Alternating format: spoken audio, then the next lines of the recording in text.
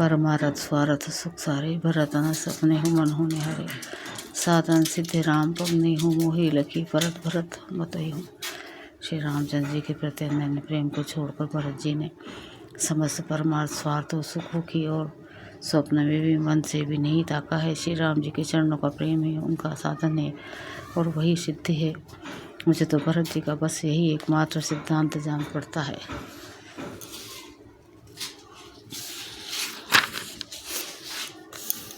दो भूरी भरत ना पेले हई, मन साहू राम रजाई, करिया न सोचो सने बस कहो भूख बिल खाई। राजा ने बिलख कर प्रेम में गद्द होकर कहा, भरत जी बोलकर भी श्री रामचंद्र जी की आज्ञा को मन से भी नहीं टालेंगे, अतः स्नेह के बस होकर चिंता नहीं करनी चाहिए। राम भरत गुण गणत सब प्रीति, निशी दंपति ही पलक संभिति। राज समाज प्रात जुग जागे, नहाइए नहाइए सुर पूजन लागे। श्री रामचंद्र जी भरत जी के गुणों के प्रेम पूर्वक गणना करते कहते सुनते पत्नी पत्नी को रात पलक के समान बीत गई।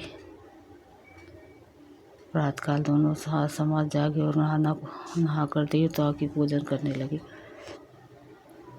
गे नहाइए गुरपाही रखो राई, बंदी चरण बोले रुक पाई। नाथ वर्तुपुर जन्महतारी, शोक विकल बनबस दुखारी। श्री रघुनाथ जी स्नान करके गुरु वशिष्ठ जी के पास गए, चरणों की वंदना करके उनका रुख पाकर बोले, हे नाथ भरत अवधपुरवासी तथा माताएं सब शोक से व्याकुल और वनवास से दुखी हैं। सही समाज राह में तुले सो बहु दिवस भये, सतकले शोचित होई सोई कीजिए नाता, हित सभी करो रे हाथ। मिथिलापति राजा जनक जी को भी समाज से क्लेश रहते बहुत दिन हो गए, इसलिए हे नाथ जो उचित हो वही कीजिए, आप ही के हाथ सभी का हित है। हंस कही अति सकुचे रघुराऊ, मुनि पुल के लखी सिलु संभाऊ। तुम बिनु राम सकल सुख साजा, नरक सरिस दुहु राह समाजा। ऐसा कहकर श्री रघुनाथ जी अत्यंत सकुचाए गए। उनका शील स्वभाव देखकर प्रेम और आनंद से मुनि वशिष्ठ जी पुलकित हो गए। उन्होंने खुलकर कहा, राम तुम्हारे बिना घर बार आदि संपूर्ण सुखों के साथ दोनों राज समाजों को नरक के समान है। तो प्राण प्राण के जीव सुख के सुख राम, तुम तजितात सोहत ग्रह जिन नहीं तिन नहीं विधि भाव। हे राम तुम प्राणों के भी प्राण, आत्मा के भी आत्मा और सुख के सुख हो। हे तात तुम्हें छोड़कर जिन्हें घर सुहाता है उन्हें विधाता विपरीत है। सो सुखो कर्मो धर्मो जरी जाऊँ, जह न राम पद पंकज भाऊ। जोगु को जोगु ज्ञानो ज्ञानो, जहाँ नहीं राम प्रेम प्रधान। जहाँ श्री राम के चरण कमलों में प्रेम नहीं है, वो सुख कर्म और धर्म जल जाए। जिसमें श्री राम प्रेम की प्रधानता नहीं है, वह योग कुयोग और वह ज्ञान अज्ञान है। तुम बिनु दुखी सुखी तुम ते ही, तुम जानो जिये जो जेहि के ही राउर। आयु सुसिरत सब ही के विदित, कृपा लही गति सबनी की। तुम्हारे बिना ही सब सुखी और जो सुखी हैं वे तुम्ही से सुखी हैं।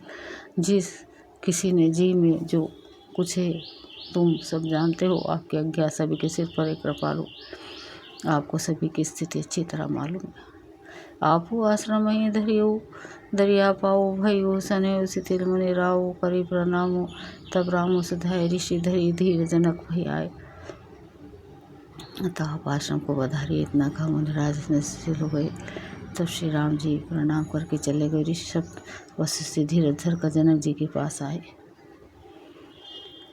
राम भजन गुरु निर्भय सुनाए, शील सने सुभाय सुहाय। महाराज अब कीजिए सोई, सब कर धर्म सहित होई। गुरु जी ने श्री रामचंद्र जी की शील और स्नेह से युक्त स्वभाव से ही सुनकर सुंदर वचन राजा जनक जी को सुनाए और कहा, हे महाराज आप वही कीजिए जिसमें सबका धर्म सहित हित हो। तो अज्ञान निधान सुजान सुचि धर्म, धीर नरपाल तुम बिनु असमंजस। समन को समर्थ यही काल। हे राजन तुम ज्ञान के भंडारो सुजान पर तो धर्म में धीर हो। इस समय तुम्हारे बिना इस दुविधा को दूर करने में और कौन समर्थ है। सुनी मुनि बचन जनक अनुरागे, लकी गति ज्ञानो विरागो विरागे। शिथिल सने उपनत मन माही आए, यहाँ किन्न भल नाही।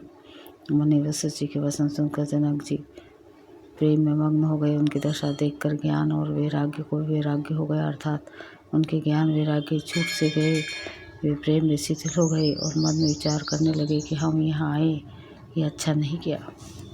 राम ही राय कहो बन जाना, कितना आपो प्रिय प्रेम प्रवाना। हम अब बन ते बन ही पठाइए, प्रमोदित फिर अब विवेक बढ़ाई।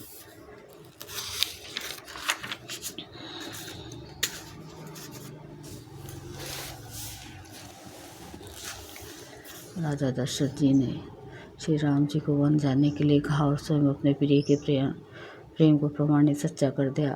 प्रिय वियोग में प्राण त्याग दिए, परंतु हम अब इन्हें वन से और गहन वन को भेजकर अपने विवेक की बड़ाई में आनंदित होते हुए लौटेंगे कि हमें जरा भी मोह नहीं है। हम श्री राम जी को वन में छोड़कर चले आए, दशरथ जी की तरह मरे नहीं।